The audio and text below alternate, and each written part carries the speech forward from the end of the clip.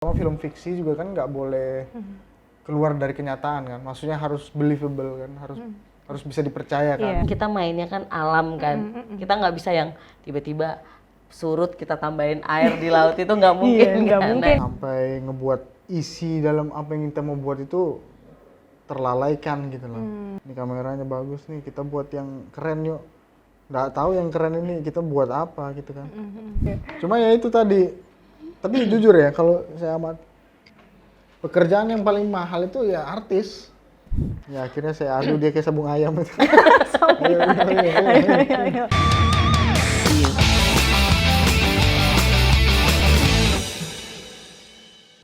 Halo Tribuners, kita kembali lagi di program Obsesif. Dimana kalau kalian adalah penonton setia dari Tribun Kaltim, kalian pasti tahu lah apa itu obsesif. Dimana kita akan mendatangkan narasumber-narasumber yang inspiratif banget Tribuners. Nah Tribuners, kalian suka nonton film nggak? Pastinya suka kan? Kalian kalau nonton film jangan cuma suka nonton aja dong. Kalian harus tahu proses yang ada di belakangnya. Nah di sini Ami sudah kedatangan tamu-tamu istimewa nih Tribuners. Ada Kak Ria dan juga Kak Satya. Halo kakak-kakak. Halo. Gimana kabarnya hari ini kakak? Alhamdulillah baik-baik saja. Perjalanan ke sini aman lah ya? Aman, soalnya dijemput. Oh iya dijemput. Yang jemput aman nggak? Aman, kalau sama bos mah aman. Oh iya aman aja. Yang penting aman semua lah ya. Iya. Oke, di sini kakak-kakak di sini adalah dari kakak-kakak dari Gambar Gerak. Kita akan bakal ngobrol-ngobrol sama kakak-kakak hebat ini loh. Aduh, nggak hebat juga sih, masih Iya. cetek ilmu. Jangan suka merendah gitu dong kak. Kan untuk meroket. Iya, meroket. Kita memang suka kayak gitu ya. Iya. Oke, kita langsung mulai aja deh. Pengen tahu sih apa sih itu Gambar Gerak itu? Gambar Gerak itu tuh komunitas film yang sudah berdiri tahun 2003 yang didirikan oleh satu perusahaan PH di Balikpapan. Itu tuh lebih ke kayak CSR-nya sih di PH itu. Jadi kayak mau ngumpulin bibit-bibit anak-anak film di Balikpapan. Jadi menggunakan wadah Gambar Gerak itu gitu. Gambar Gerak itu oke. Dan dari, apa sih namanya, bisa diceritakan nggak bagaimana proses, sedikit aja bagaimana proses dari Gambar Gerak itu berasal, asal-usulnya, sejarahnya gitu. Sejarahnya itu berawal dari ada seorang pemuda. Waduh, bercerita dong ini jadinya. Cerita ya, langsung bercerita. Jadi ada dua orang anak Jogja yang kuliah di Jogja. Dia itu merantau lah ke Balikpapan. Nah, membangun perusahaan PH itu. Terus dia melihat Balikpapan itu tuh kok masih kayak tidak tersentuh sama sama dunia film itu. Mungkin ada tapi tidak terlihat. Nah, pengen dua orang kita anggap pahlawan. Waduh, pahlawan. Dua orang pahlawan ini yang kayak membangun, kayak ngajak teman-teman, ayo yuk kita berkolaborasi buat film pendek. Nah, tapi saat itu 2003 masih kecil, jadi aku nggak tahu lebih lanjutnya, lebih cerita lebih singkatnya seperti itu sih. Oh gitu. Cuma pengen ngelihat potensi anak-anak di Balikpapan aja. Oke. Terus boleh nih kasih tahu siapa aja orang sekarang ini orang-orang di balik Gambar Gerak sekarang ini. Ada berapa? 1, 2, 3, 4, 5. Banyak banget. Aduh, enggak. Enggak sebanyak itu, maaf. Luar biasa ya. Bikin perusahaan aja sekalian. Kalau nggak salah ada berapa? Ada 2.300 sekian berapa gitu. Biasa nih. 2374. 2374. Ketuanya tuh aku sendiri. Terus untuk anggotanya, untuk aku ketuanya, wakilnya itu ada partner saya, namanya Ashari Noris. Nah, anggotanya ada Satya, ada yang namanya Emma, itu ada sekitar 10 orang sih di Gambar Gerak itu. 10 orang. Kalau kakaknya sendiri dan Mas Satya itu sebagai apa nih? Kalau aku biasanya di dalam produksi biasa sebagai produser. Oh wow, otaknya lah ya berarti. Lebih Ya, ke otaknya. apa ya? ya otaknya. Iya. Ya, kalau saya sih biasanya sih ya jadi kuli-kuli panggul di syutingan itu. Kuli-kuli panggung. Dalam arti kata ya saya ngayal lah, biasanya itu ngayal untuk memvisualisasikan apa yang ditulis. Kan biasanya kan dalam film itu kan kita untuk membuat film itu kan harus ada blueprintnya dulu kan. Nah itu berupa skenario. Nah biasanya saya tuh bertugas untuk yang dari skenario itu menginterpretasikan ke visual atau audio itu. Nah itu sebenarnya kerjaannya. Apa namanya? Apa namanya? Ini nggak direct ya. Sutradara. Oh, sutradara luar Kadang biasa. juga nulis, beberapa kali nulis. Nulis dari sebuah cerita itu ya. Ya nulis untuk dituangkan ke skenario. Nah nanti setelah dari skenario baru kita visualisasikan di film. Oh, wow. Jadi penulis, terus nge-sutradarain gitu. Berarti kalau karya otaknya, kalau Mas Satya, Dengkulnya. iya benar. Di mana ada otak pindah ke dengkul. Iya, pokoknya segmen ini dia paling top. Wes, top luar biasa. Enggak ada apa-apanya di Iya. sini. Nanti di balik layar kita akan tahu yang sebenarnya. Iya, benar. Di Makanya Mbak di ikut sini, produksian kita biar tahu rasanya. ya, rasanya diapain? Dibahagiain. Dibahagiain luar biasa. Oke, Ami mau sedikit ngulik nih tentang pribadi dari masing kakak-kakak ini. Kenapa sih kakak-kakak ini terjun ke industri film? Waduh, kenapa? Coba Satya dulu karena kalau aku tuh panjang banget pastinya. Aku juga panjang ini. Waduh, jadi siapa nih? Jadi kalau aku tuh lebih ke kayak awalnya tuh kan masuk sekolah jurusan multimedia tuh. Terus diajarin di situ diajarin film, moto, diajarin ngedesain. Nah, kenapa aku tuh kayak lebih cenderung kayak suka banget padahal saat itu belum suka nonton, masih kayak nonton biasa aja gitu, nggak terlalu maniak banget. Tapi kayak terlalu tertarik gitu sama film terus sampai berjalannya waktu ikut workshop di Bogor saat itu tuh dari Kemendikbud. Nah baru situ jatuh cinta sama yang namanya film. Jatuh cinta sama film. Sama orangnya juga ya. Enggak itu beda Langsung lagi. dibuka. Nanti segmen gibahnya sebentar. Aduh. Oke, kalau Kak Satya gimana? Kalau saya sih kebetulan waktu SMA itu tahun berapa ya? 2010-an lah, 2010 Kelihatan 2011. tuanya, Sat. Kan apa adanya ya. Oh iya, Oke, siap. Kelas 2 SMA itu sering syuting film pendek gitu di SMA di sini di Gunung Pasir itu. Kemudian lama-lama tertarik juga kan. Gimana sih cara buat film ini? Ada kerja, maksudnya dapat duit nggak sih dari sini nih, atau gimana gitu. Awalnya sih cuma tertarik aja, suka buat. Lama-lama akhirnya ya saya juga ngambil kuliah di Jakarta waktu itu di salah satu kampus lah di Jakarta. Nah, ya setelah di kuliah itu ternyata emang passionnya di situ kan. Terus berlangsung waktu kuliah itu dapat teman-teman yang satu frekuensi, satu minat, ya akhirnya ketagihan gitu. Awalnya sih itu, karena kebanyakan nonton film sih intinya. Iya, kebanyakan nonton film ya. Jadi akhirnya pengen terjun ke dunia itu. Iya. Jadi akhirnya aku juga pengen terlibat dalam film itu. Jadi Emang kalau kita produksi bareng, mau ya? iya. Jadi apa nanti? Jadi pohon. Ya.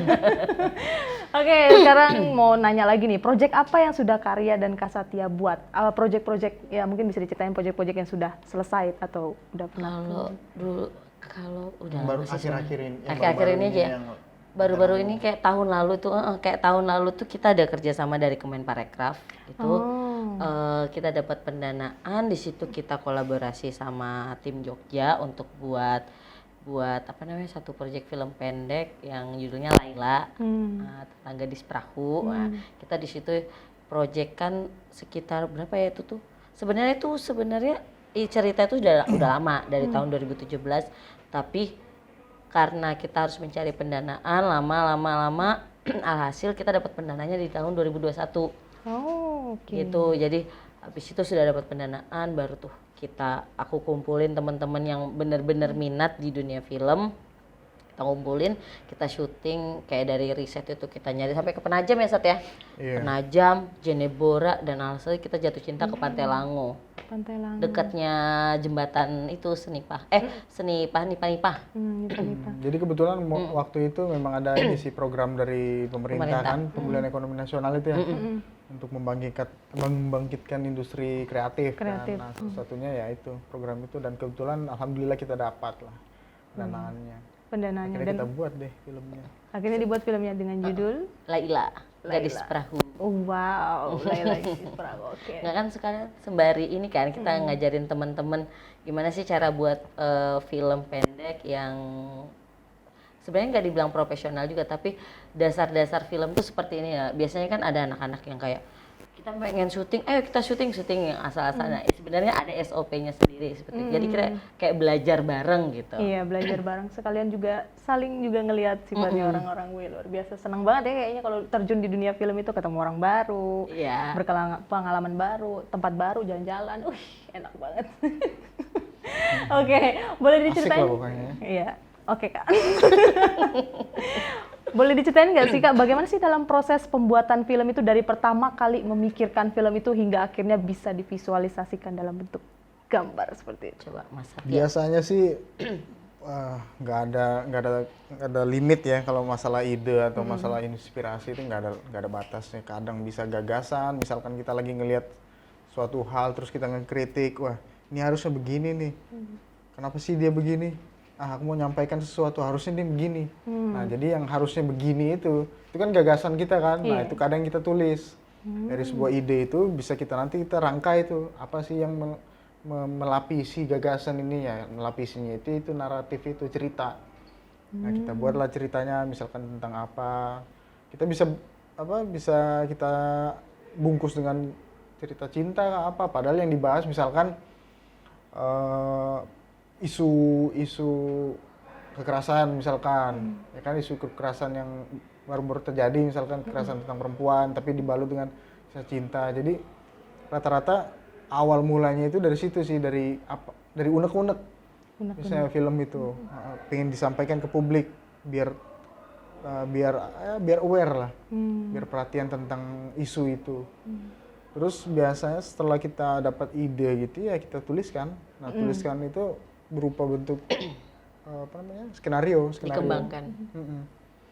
Biasanya di situ kita juga diskusi lah beberapa kadang riset dulu sebelumnya.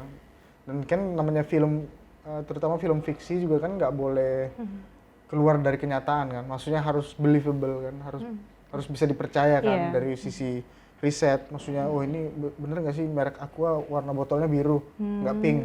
Kita kan harus kasih tahu harus tahu ya sudah. Terus apa orang Balikpapan tuh pakai apa ngomongnya ini itu harus kita tahu juga. Jadi nanti kita ngomongin Balikpapan, Toto ngomongnya lu gue kan nggak enak. Iya nggak enak ya, nggak kena. Itu harus believable, itu yang kita harus cari. Kemudian panjang sih sebenarnya Mbak kalau mau dijelasin itu. Sampai besok pagi sih kita bisa ngobrol. Besok pagi sih nggak apa-apa, masih banyak kok waktunya. Tapi kalau sudah selesai misalkan ide-ide itu sudah terbuat, sudah terangkum misalkan, itu ide itu dibawa kemana? Maksudnya bagaimana cara mendorongnya untuk dijadikan sebuah film? Nah dari tadi skenario tadi setelah jadi itu nanti kan di situ kita diskusi sama teman-teman kita yang misalkan Ria produsernya, Ria ini aku ada skenario nih, buat yuk kamu produserin. Ya sudah, nanti si Ria nyari pendanaan, dia macam-macam jalannya Mbak. Ada dia bisa nyari pendanaan pakai uang kita sendiri patungan. Terus bisa kita pakai sponsor apa segala macam, itu banyak jalannya sih. Tapi kebanyakan kalau indie itu kita pakai uang sendiri, tapi ya kalau bisa ada bantuan dari sponsor alhamdulillah lah ya. Gitu Ya sih biasanya kalau kayak gitu tuh film-film indie tuh kita lebih ke kerjasama, kayak kerjasama penyewaan alat, kerjasama kayak catering yang gitu-gitu. Oke kita nggak dapat pendanaan nih, jadi oke kita sokongan, tapi kan nggak mungkin misalnya budgetnya 10 juta misalnya gitu, kita nggak bisa ngumpulin 10 juta. Mau nggak mau kita harus kerjasama sama ini biar meminimalisirkan budget itu. Oke. Biasanya kita kasih apa ya semacam logonya lah. Jadi misalkan disupport oleh atau gimana sama sama UMKM ini atau enggak sama penyewaan ini kayak gitu. Feedbacknya. Ya gitu sih. Kalau selain dari sulitnya mendapatkan sponsor atau pendanaan, itu challenge paling sulit dalam pembuatan film itu apa? Mungkin dari prosesnya, mencari perannya mungkin dan lain sebagainya. Kalau mungkin Satya ya yang bisa, kalau aku bilang tuh kayak kemarin kita di tengah laut ya Satya. Kita syuting itu tuh bukan susahnya itu tuh bukan ngederek talent, tapi kita ngeliat pasang sur air. Lebih ke situ. Lebih susahnya mungkin Satya, karena kan Satya kan Astrada kan kemarin di situ. Jadi dia tuh harus itu asisten sutradara. Oh ya, sorry, asisten sutradara. Nah, okay. Jadi Satya itu tuh harus mau meriksain kayak, kalau aku kan berhubungan dengan per budget. Kalau semakin lama syuting, kita uang ini kan semakin nambah kan. Jadi kan aku harus ngomong sama Satya, Sat ini kalau bisa secepatnya untuk prosesnya. Iya, tapi ini masih surut karena nggak continuity. Balik lagi kan kita mainnya kan alam kan. Kita nggak bisa yang tiba-tiba surut kita tambahin air di laut itu nggak mungkin. Iya, nggak kan? mungkin ya. Air laut ditambahin kayak mana? Itu Bak sih. aja karena nggak terpenuhi isi. Sama yang kayak hujan tiba-tiba Oh, hujan iya, itu pasti Alam. ya kendala lah. Kendala itu kalau ditanya tadi apa pertanyaannya? Challenge paling sulit. Challenge paling sulit itu variabelnya banyak Mbak. Banyak banget. Tergantung apa yang kita produksi gitu. Kadang apa namanya? Misalkan kayak kasus kemarin kita syuting di laut ya, yang paling sulit gimana kita mengkondisikan kita beradaptasi dengan laut itu. Tapi kan itu syuting biasanya kita misalkan ngambil angle dari sini. Ini kita makan waktu sejam. Air sudah ini anggaplah dermaga kan. Air di sini. Kita ngambil shoot di sini, nanti sejam. Nanti pindah ke sini 2 jam, air sudah segini. Padahal dengan adegan yang Tapi sama. dalam film itu waktunya udah jalan linear gitu. Iya. Kan kalau misalkan tiba-tiba rendah kan langsung orang, wih kok nah, bertanya-tanya. Itu yang kita hindari kan. Itu tadi yang aspek believable-nya itu. Oh, nggak bisa dipercaya nih film nih, bohong, belum apa-apa udah akhirnya surut. Udah surut lagi. Tiba-tiba pasang Iya, gitu. tiba-tiba pasang Iya. gitu. Oh, itu paling sulit ya bagaimana cara Iya. memikirkan itu. Tapi biasanya gimana tuh hack-hacknya biar supaya mengantisipasi itu? Oh, akal-akalan si miskinnya. Ya akal-akalan miskinnya, hack-hack kan. Akal-akalan miskinnya tuh ya variabelnya banyak juga tergantung masalahnya apa. Tapi biasanya kalau kita diproduksi itu otak itu bakalan kebuka ketika stresnya udah paling tinggi. Nanti pasti ada jalan sih. Kayak jalan kan kayak kemarin tuh kita selalu nanya sama orang lokal di sana, ini surutnya di jam berapa, ini pasangnya di jam berapa. Jadi kita harus tahu. Nah, walaupun kita sudah nanya, kita kan ngelihat langsung nih, H-1 kita liatin, oh di jam segini air tuh pak tingginya segini, oh di jam segini air tuh surutnya segini. Nah itu jadi kadang kita tuh harus bukan berkenal dengan warga sekitar, di laut pun kita harus juga berkenalan. Iya, kenalan dengan alam ya. Berkenalan dengan alam.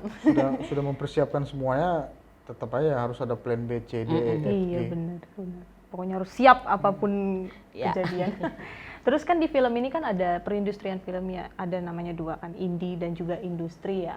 Ada perbedaan nggak sih dari 2 itu menurut Karya dan Kak Setia sendiri?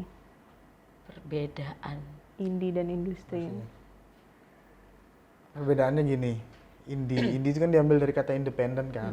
Kalau industri kan industri berarti yang komersial kan. Film yang akan menghasilkan profit. Nah, kalau indie belum tentu dia bisa menghasilkan, bisa juga tidak. Kadang-kadang hanya untuk menyampaikan gagasan tertentu aja. Udah nyampe, udah puas, sudah yang buat.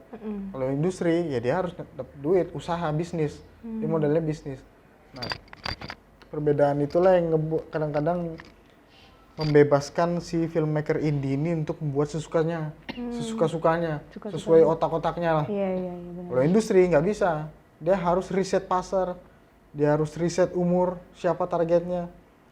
Ini tahun pandemi atau enggak, berapa bioskop yang kita targetin. Ya sama kayak kita jualan OT-OT ya atau apa. Intinya OT-OT. harus balik modal aja. Iya harus bermodal Nah, aja. intinya sih itu independen itu, indie itu ya kita nggak berpatok kepada profit. Kalau industri kita patokannya profit. Jadi kadang-kadang kalau di industri ada yang ngomel masalah ini gak cocok nih pemainnya terlalu, ini kan misalkan terkenal, yang penting terkenal aja. Kadang-kadang ada aspek di terkenalnya itu yang dicari memang supaya guide penonton, supaya dapat duit. Supaya dapat uang, dapat cuan. Berarti sebenarnya lebih effort, enggak juga sih ya, lebih effort ke indie kan, karena kan mereka harus berjuang semuanya sendiri. Luar biasa. Kalau industri kan mungkin adalah pegangannya, ada penopangnya gitu. Kalau indie, wah luar biasa. Berarti kakak-kakak ini kan luar biasa ya, indie. Enggak juga. Nah. Dari kacamata pelaku film sendiri ini, melihat film di Indonesia ini seperti apa sih? Kalau dari kacamataku ya melihat film Indonesia, ini yang secara keseluruhan ya. General aja.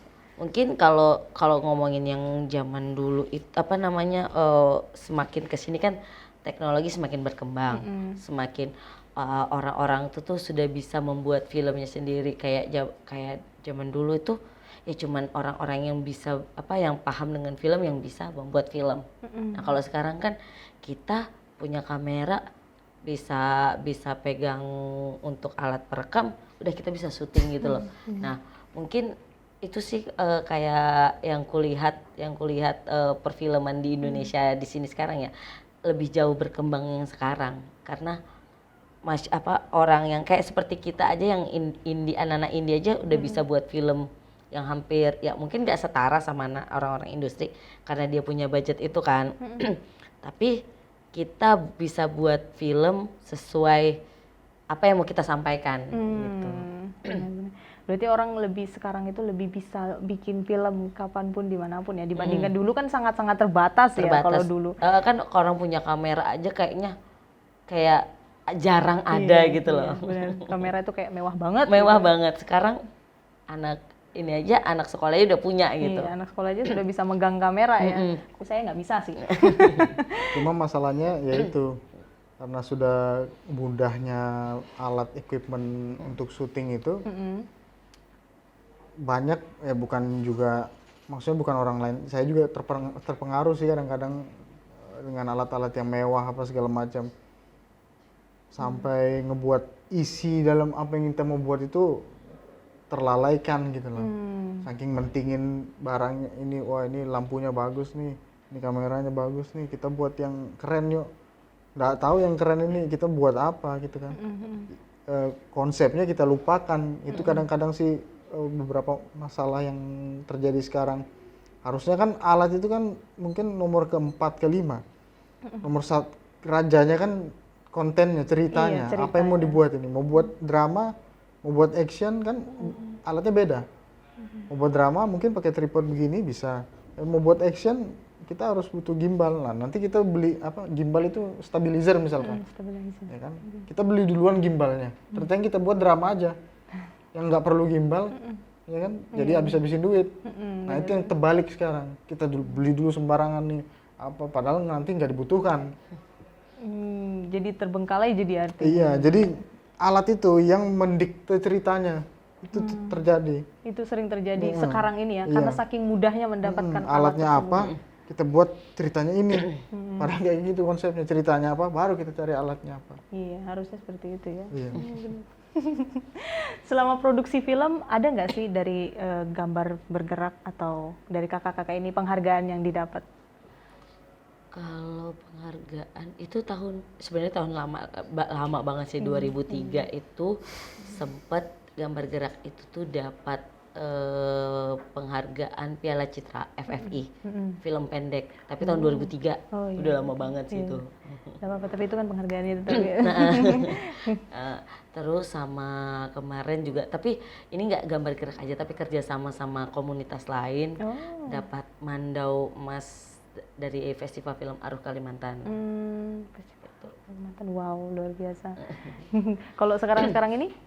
Kalau sekarang ini tuh belum sih, palingan kayak belum ada. Kita baru menyelesaikan itu yang dapat pendanaan dari Kemenparekraf itu masih kita belum selesaikan. Oh, masih dalam proses. Masih dalam proses editing. Oh, dari proses editing gitu. Iya. Terus mau nanya nih, kan kita tinggal di daerah nih ya, kayak semacam kita tinggal bukan di pusat dari ibu kota Jakarta gitu. Dunia perfilman itu menjanjikan nggak sih? Atau apa sih benefitnya lebih besar nggak sih? Atau besar sebesar kita waktu di ibu kota? Apalagi orang-orang yang pengen bergelut di dunia film, tapi mereka tinggal di daerah, pasti kayak ragu kan, kayak bisa nggak ya gitu? Ada peluangnya nggak ya? Menjanjikan nggak ya gitu? Kalau pengalaman saya yang sudah pernah di ibu kota lumayan lama, memang sih namanya industri kreatif atau industri freelance ya, bahasa halusnya daripada pengangguran. Karena kan dia tidak terikat kan. Iya, tidak terikat. Terserah dia kan mau kerja atau enggak ya. Pengangguran banyak uang tapi. Freelance ya. Dunia freelance itu tetap harus ada, kalau ngomongin pekerjaan ya, harus ada second job. Dia nggak bisa berdiri sendiri. Misalkan saya director mau buat film, kan film kadang-kadang buatnya nulisnya aja 3 bulan. Misalkan film panjang itu, nyari dananya 3 bulan. Memang sih pas jadi meledak dapat 1 triliun misalkan. Cuma kan jarang, kadang-kadang gitu. Iya, kadang-kadang. Nggak bisa dipatok gitu. Gitu. Nah, untuk perbedaannya di sini sama di ibu kota tuh memang kalau mau jadi kru bukan mau jadi kreator, di Jakarta enak. Maksudnya di Bali, Jogja itu lumayan karena di sana industrinya jalan. Di sana butuh yang kecil-kecil itu banyak, misal kru-kru misalkan lighting. Itu lighting mungkin satu produksi butuh 20 orang. Kalau saya bocorkan mungkin harganya tuh si anak lighting tuh bisa dapat 700 per harinya. 700.000. Misalkan asisten sutradara dalam satu produksi bisa dibutuhkan 2 orang. Sekian biasanya per hari, ada yang per project per hari. Dan itu ada terus. Karena iklan-iklan yang kita tonton di YouTube itu produksinya di sana. Jadi kalau mau kerja ke sana, tapi kalau mau berkreasi, mau di Papua, mau di pelosok aman aja. Selama kita punya otak, ada idenya, ada HP, bisa. Sama ide jalan gitu ya. Kalau dari Karya sendiri? Kalau dari sebenarnya sama aja sih, karena kan kayak kita di Balikpapan tuh kan nggak bisa yang kita ngegarap satu film ini tuh ya fokusnya ya di satu film itu kan, karena income sebelum mendapatkan project ini kan dari mana itu, makanya dibilangnya kan ya kita harus punya save money yang lain gitu loh, pekerjaan yang lain gitu. Jadi kalau dalam dunia film ini menjanjikan pekerjaannya atau tidak? Menjanjikan, serius. Menjanjikan kalau di Jakarta, kalau menurutku kalau di Jakarta itu menjanjikan. Menjanjikan tergantung orangnya sih. Tergantung orangnya. Cuma ya itu tadi. Tapi jujur ya, kalau saya amat pekerjaan yang paling mahal itu ya artis. Oke. Maksudnya seniman, profesional ya. Dia disuruh buat botol kayak gini aja bisa dikasih berapa gitu kan? Iya benar. Ya sama sebenarnya kurang lebih. Ini bukan ngomongin kru, tapi ngomongin kreatornya. Ada produser, ada sutradara, ada penulis, ada kameramen, DOP, director of photography. Itu lumayan. Kalau ngomongin uang, yang sudah saya rasakan lumayan banget. Kalau ngomongin uang, tapi sebagai kreator, jangankan kreatornya, kru aja itu udah lumayan banget.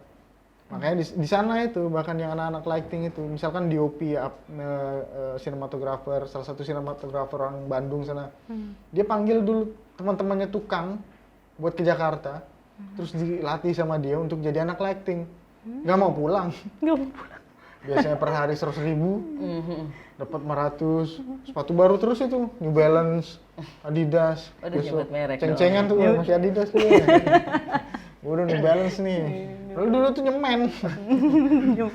Sekarang udah ngerti lampu apa segala macam. Oh iya, oke. Tapi kalau di Balikpapan ini, di Balikpapan sendiri gimana sih industri film?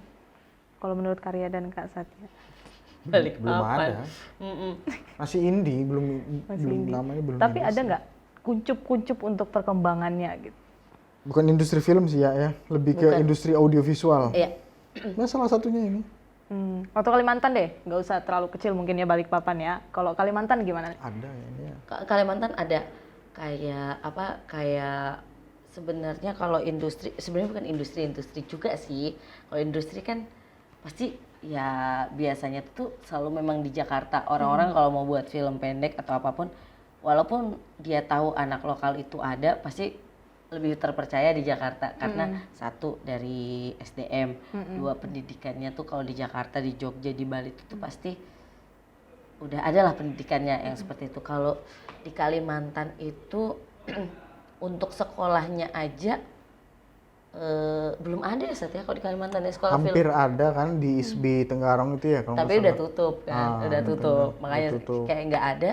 Jadi kalau mau dibilang industri di Kalimantan tuh enggak. Sistemnya ngebuat industri sendiri kan dimulai dari pendidikan kan. Pendidikan dulu. Habis itu produksi. Habis itu udah recycle ulang. Nah, itu namanya industri kan. Perputaran ekonomi itu. Nah, perputaran ekonomi film di Balikpapan enggak ada. Tapi kalau perputaran ekonomi audiovisual mungkin ada. Salah satunya ada film. Tapi dia presentasinya kecil. Kecil mungkin ya? Banyak itu video wedding. Iya, video itu wedding. Perputaran industrinya ada. Terus kayak misalkan company profile, profilnya perusahaan itu ada. Nah itu ada industrinya. Jadi kita ngomongnya di sini sih industri audiovisual. Kalau film tuh nggak ada. Film, Itu kita kemarin. Karena sedikit kan di sih. situ ada kru yang kita bayar, kan di situ namanya industri kan. Berarti Presentasinya masih kecil. presentasinya masih kecil, tapi ada lah ya Ada. peluang untuk makin besar. Ya, lagi-lagi kan kita ngomongin tentang apalagi nanti kalau ada ibu kota negara IKN. Ya IKN. Iya, Semoga. Semoga. Tapi kan siapa tahu bisa naik ya kan jadinya. Naik kemana? Naik kemana? Naik tinggi sana. Oke, kan sebagai seorang produksi film nih atau otak dari sebuah produksi dari sebuah film, kru atau siapapun atau pameran itu pasti kan punya sifat yang beda-beda. Ada yang begini, bahkan yang nggak usah dipungkir lah, artis pasti sering rewel lah ya. Itu gimana sih cara kakak berdua ini mengantisipasi masalah-masalah seperti itu? Kita rewel, kan artis nih kan. Ya, rewel ya. Itu terjadi, itu sebenarnya terjadi yang waktu syuting film Laila itu. Tapi itu perdebatan aku dengan sutradaranya. Saat itu kan Satya jadi asisten sutradara. Dia yang malah menengahkan aku sebagai line producer dan sutradara itu sebagai gimana caranya si dua orang perempuan ini yang keras kepala ditengahin sama Satya yang laki-laki itu gitu. Ya akhirnya saya adu dia kayak sabung ayam itu. Enggak sih. Jadi kayak aku tuh melihat Satya itu tuh di situ kayak oke, aku berkeluh kesah sama Satya. Satya, ini sutradaramu ini. Dia mendengarkan. Terus si sutradara, Satya, itu lain produsermu tuh kayak gini. Satya cukup mendengarkan. Jadi dia mengambil kesimpulan dari ocehan kita berdua gitu. Setelah itu saya berenang. Berenang kenapa? Stres. Sudah stres ya. Tapi kalau masalah-masalah kayak gitu gimana sih cara ngantisipasinya, maksudnya kayak ya biar supaya produksi film itu terus jalan lah gitu. Berantem. Ya, Lebih Maksudnya berantem menyelesaikan debat, tapi debat sehat gitu. buat saya Tapi tidak nanti baku. ada setiap departemen kan ada yang ngasih keputusan kan. ada Misalkan, kepala departemennya. Ada produser tadi misalkan yang berantem Ria, lain produser sama Sutradara sutradara. dengan idealisnya gitu. Nanti yang ngeputusin produsernya di atasnya Ria. Sudah, ini aja, udah selesai. Nanti kan dia mikir, jadi yang memberikan decision itu biasanya dia mencerna aja. Nanti ini masukannya A, ini B, ini A, B, B aja deh. Selesai. Biar mau nggak mau ya sudah lah ya gitu. Nanti kan yang tanggung jawab soalnya yang bosnya kan. Iya, yang di atas. Dia mah Karena enak aja. di atas kita masih ada di atas lagi. Di atasnya lagi ada di atasnya lagi. Iya. Gitu terus. Terus kalau dari personal dari Karya dan Kaset ya, ada nggak sih role model dalam dunia perfilman? Jika ada, why? Kenapa? Ada dong. Aduh, gimana ya jelasin kalau yang itu ya. Aduh, sebenarnya ada. Cuman sekarang udah tidak. Loh, kenapa? Aduh. Jadi Enggak bercanda, Mbak, bercanda. jadi nih biar Ada. ceritain nih biar dia kan Aduh, enggak gitu jangan. Ya, kalau aku tuh role modelnya kakak kelasku. Nah, jadi kenapa aku berada di dunia film ini juga gara-gara kakak kelasku itu. Tapi jangan tertawa Satya. lebih dong. Oh jatuh mas. Jadi kakak kelasku itu yang kan saat waktu itu dia menjadi editor terbaik kan di Balikpapan tahun 2008. Lama banget ya, udah tua banget tuh. Ketahuan deh. 2008 dia menang editor terbaik di Balikpapan. Aku melihat kok orang ini keren banget ya. Nah saat itu yang kayaknya oke deh, tapi masih belum jatuh cinta banget, masih yang kayaknya oke Sama deh. kakak kelasnya? Jatuh cintanya? Maksudnya sama jatuh cinta filmnya. sama karyanya. Dia Oke. menjadi motivasiku untuk kayaknya di film ini oke deh, Oke, seperti oke, itu. siap. Makanya kayak mau masuk tapi masih yang kayak ragu. Terus masih cari tahu nih kerjaannya tuh sama ini dia tuh seperti apa dia. Aku jadi sering tanya-tanya, ini ngapain, kayak mana sih produksian di Jogja kayak gitu-gitu. Sering komunikasi sama dia udah. Akhirnya jadi role model hingga akhirnya terjun ke dunia film ya. Iya. Sekarang masih jadi role model. Masih. Masih, luar biasa. Jangan senyum gitu dong kak. Senyum gitu. Kenapa Sat? Role model. Kalau nggak Satya Role model. sendiri. Iya. Role model banyak sih kalau saya. Role model itu kan apa ya, inspirator lah ya ceritanya ya. Ya kebanyakan ya dari sutradara, aktor. Misalkan salah satunya itu ini Quentin Tarantino. Aku suka banget tuh filmnya. Nah, Quentin Tarantino, Steven Spielberg. Oh iya sama. Kalau di Indonesia itu ini Teguh Karya. Hmm. Orang tua dulu lah, kayak gitu yang pembuat film dulu. Maya nggak tahu ya. Iya, nggak tahu. Terus banyak sih kalau maksudnya saya nggak ada terpatok dengan mendewakan satu gitu ya. Maksudnya aku mendewa. Mendewakan dong jadinya. Saya nggak kayak yang ini yang ono ini. Nah, soalnya role model saya itu sutradara di Laila itu yang saya berdebat itu. Oh iya, Jadi saking role modelnya jadi suka berdebat gitu. Saya suka debat, habis itu kena mental. Aduh, udah lama kita bikin sesi gibah di sini. Iya. Ya. Ayo. Terus gimana Kak? Ya jadi intinya sih maksudnya nggak ada kayak role model yang paling wah saya harus seperti dia, saya nggak ada sih kalau saya. Benar-benar semuanya yang bagus karyanya, lebih ke karyanya sih. Misalkan Quentin Tarantino buat filmnya jelek, ya udah jelek berarti filmnya. Tapi kalau bagus ya bagus. Jadi lebih ke karyanya sih. Cuma kebetulan kenapa saya sebut nama Quentin Tarantino karena karyanya hampir semuanya bagus menurut Iya, sama Aing. Nah, gitu. Iya, saya bagus Sama juga. juga kayak Steven Spielberg karena apa? Karena Jurassic Park-nya itu dari kecil saya sudah nonton. Bener banget, iya keren banget. Dari bayi saya nonton tuh. Bayi. Merasa. Dari zigot. Dari zigot.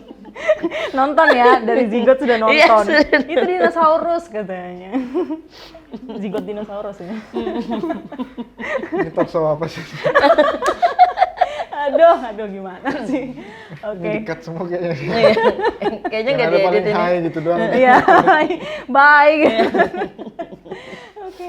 Kalau nanti misalkan harapannya Kak Satya sama Kak Arya ini industri film ke depannya bagaimana nih harapan ke depannya? Terutama untuk ya mungkin Kalimantan atau Balikpapan sendiri, kota tempat tinggal. Harapan besarnya ya banyak syutingan, Banyak kerjaan. banyak kerjaan, banyak produksi ya. Banyak kerjaan, banyak Maksudnya gini sih, lebih ke banyak yang tertarik dan juga pingin antusias belajarnya itu loh.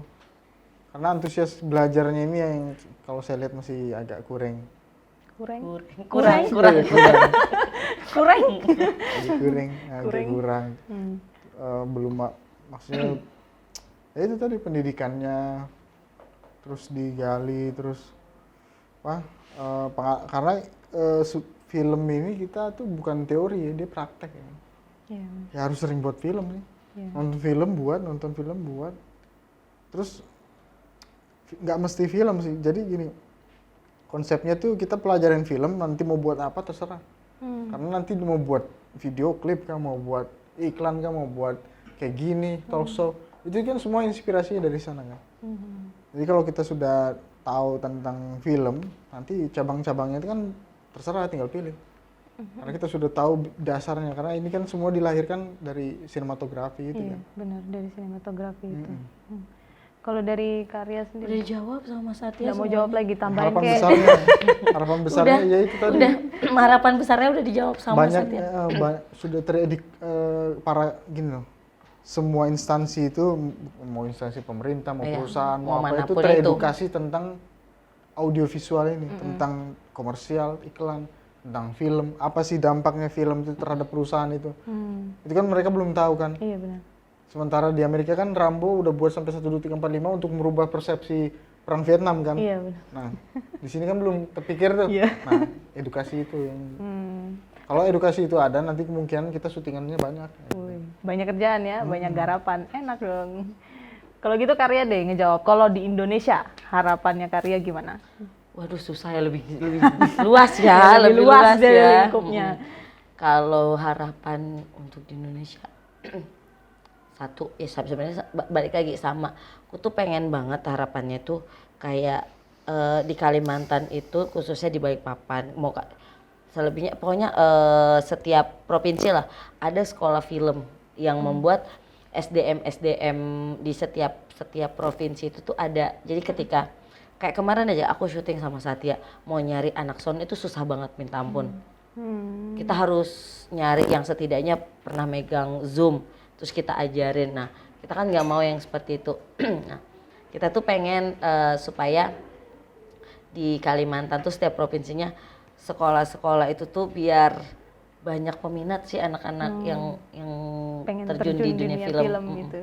Biar banyak juga jadi rame, jadi nggak susah ya kalau mau nyari sumber daya. Iya benar, di sini pun ya Allah susah banget Mbak.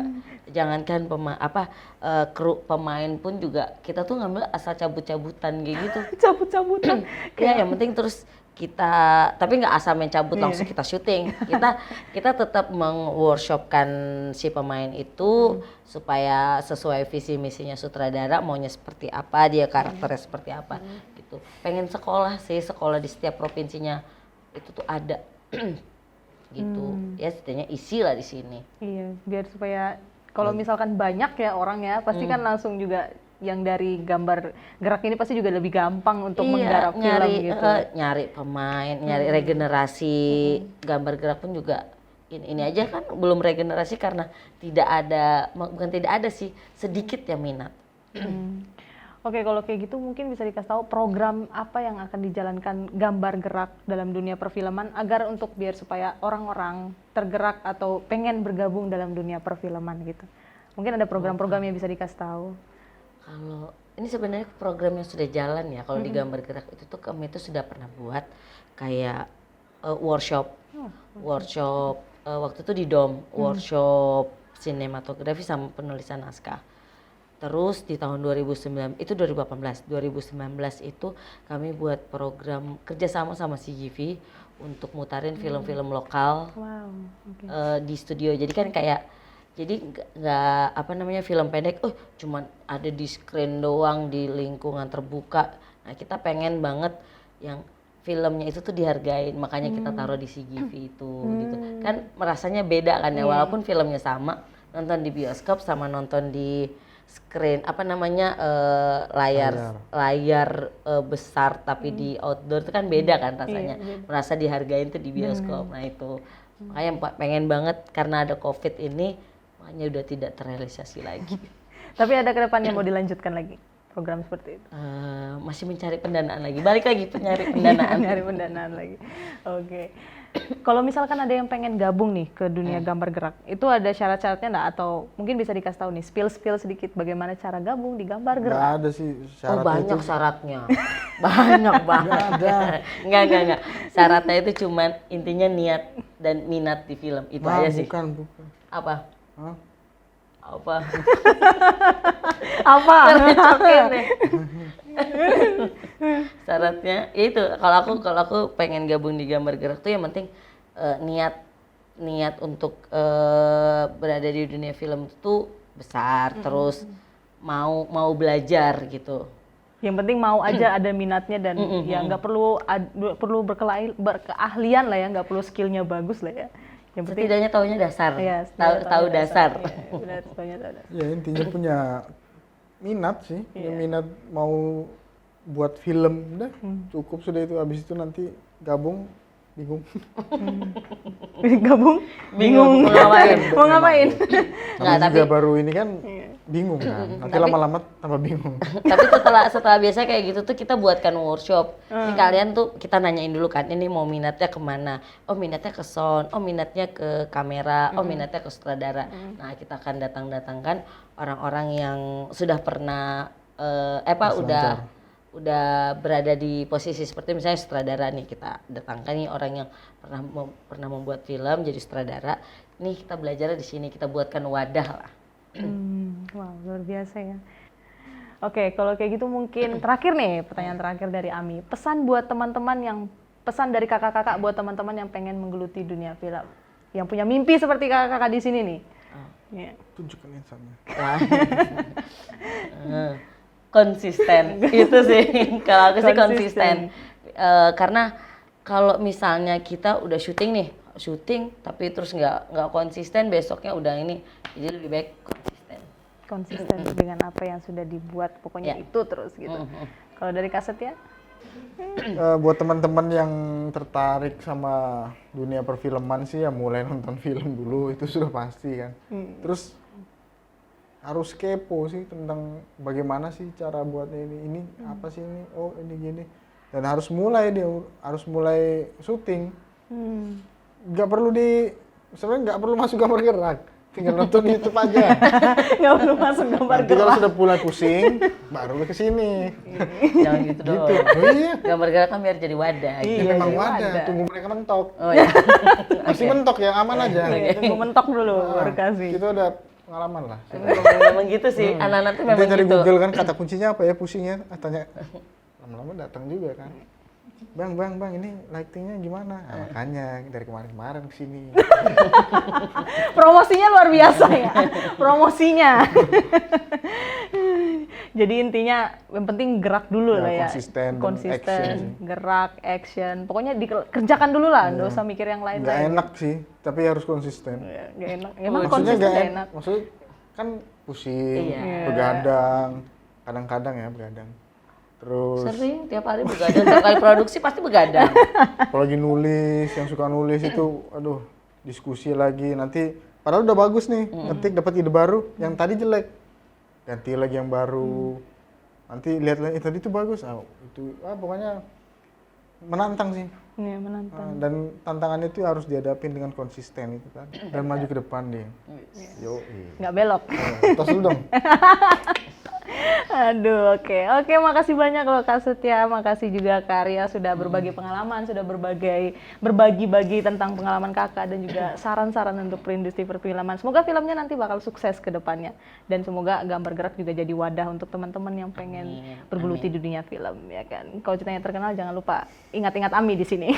Oh tenang, nanti perlu. Perlu apa ini? Oke, terima kasih banyak ya Kak Arya, Kak Setia, makasih banyak. Oke Tribuners, kita sudah dengar nih dari pemasukan dari pengalaman dari Kak Setia dan juga Kak Ria juga ini, kita sudah tahu kalau dunia perfilman itu ternyata seheboh itu ya, ternyata sesulit itu. Kita nggak cuma sekedar nonton, wah ternyata hebat, ternyata di belakangnya ada yang lain lagi. Dan seperti yang Kak Setia dan Kak Ria bilang, yang penting dicoba dulu dan konsisten dengan apa yang dikerjakan, pasti semuanya bisa terlaksana. Oke Tribuners, terima kasih sudah menonton Obsesif kali ini. Kita ketemu di Obsesif berikutnya. Bye-bye! Terima kasih sudah nonton. Jangan lupa like, subscribe, dan share ya.